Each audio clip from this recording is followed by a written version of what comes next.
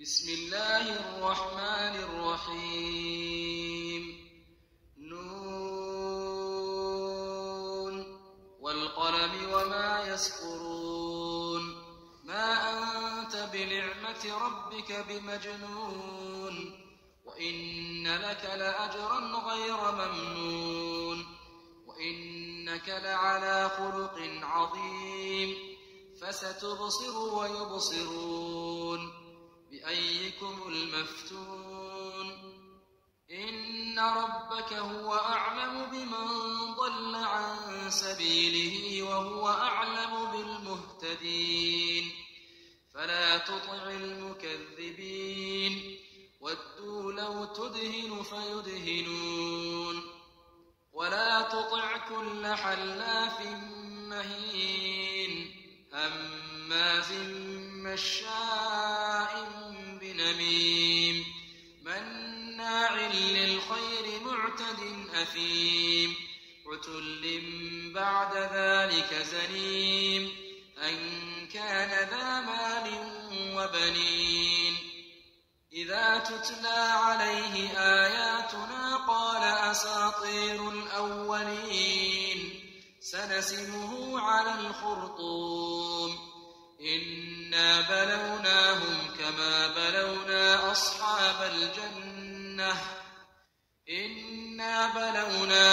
كما بلونا أصحاب الجنة إذ أقسموا ليصرمنها مصبحين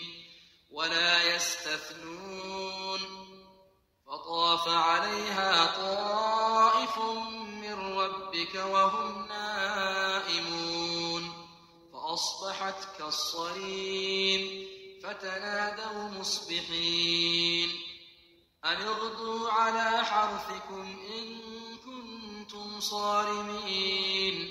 فانطلقوا وهم يتخافتون ألا يدخلنها اليوم عليكم مسكين وغدوا على حرد قادرين فلما رأوها قالوا إنا لضالون بل نحن محرومون قال أوسطهم ألم أقل لكم لولا تسبحون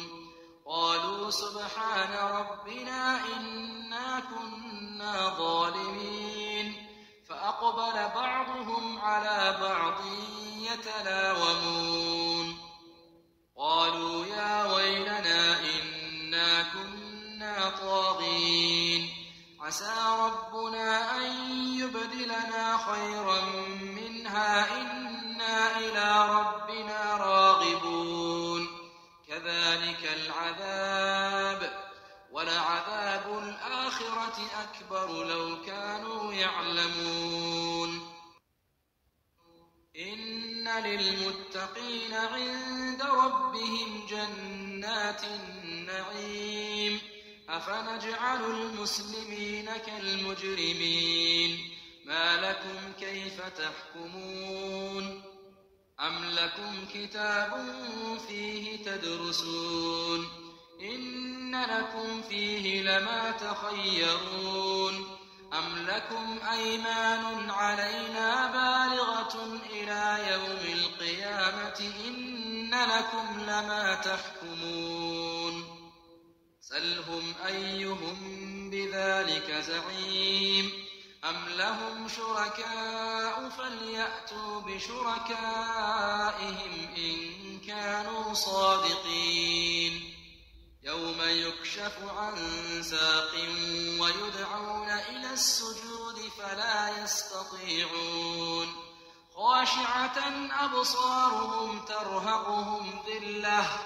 وقد كانوا يدعون إلى السجود وهم سالمون فذرني ومن يكذب بهذا الحديث سنستدرجهم من حيث لا يعلمون وأملي لهم إن كيدي متين أم تسألهم أجرا فهم من مغرم مثقلون أم عندهم الغيب فهم يكتبون فاصبر لحكم ربك ولا تكن كصاحب الحوت إذ نادى وهو مكظوم لولا أن تداركه نعمة من ربه لنبذ بالعراء وهو مذموم فاجتباه ربه فجعله من الصالحين وإن يكاد الذين كفروا ليزلقونك